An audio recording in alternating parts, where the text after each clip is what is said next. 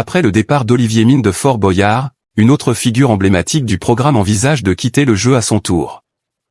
Alors qu'Olivier Mine a quitté Fort Boyard après de nombreuses années d'aventure, une autre figure emblématique du programme s'apprête peut-être aussi à refermer la porte du fort. Très proche de l'animateur, son départ lui pèse beaucoup comme il l'a révélé à TV Magazine.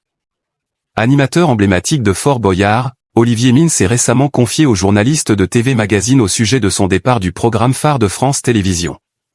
Alors qu'il a choisi de rejoindre M6 pour présenter le maillon faible et qu'il s'apprête à prendre les commandes du jeu Pandore dès le 22 décembre 2025, le présentateur de 58 ans n'a pu retenir quelques larmes lors de sa dernière apparition dans le fort. Il faut dire que Yann Le Gac, interprète du Père Fouras depuis 1991, lui avait adressé des mots empreints de douceur. Ça a été dur parce que j'ai une relation très forte avec les équipes du fort. Partir est toujours compliqué puisqu'il y a à la fois la joie d'une nouvelle aventure, avec toutes les promesses qui se cachent derrière, et le renoncement. Choisir, c'est renoncer.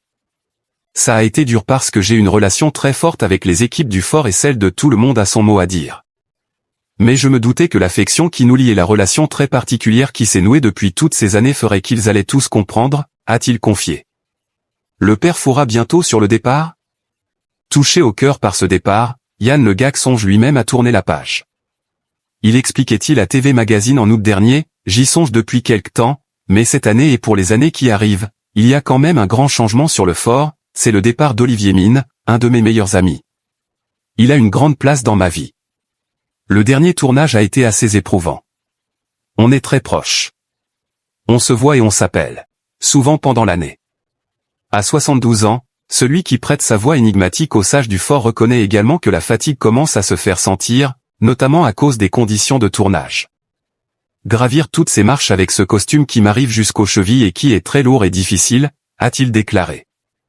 Les gens ont réclamé que le Père Fouras revienne dans la vigie mais ils ne voient pas l'escalier en colimaçon abrupt qu'il faut monter pour y accéder. Reste désormais à savoir si cette figure mythique mariée et père de 2 garçons choisira elle aussi de quitter définitivement l'aventure.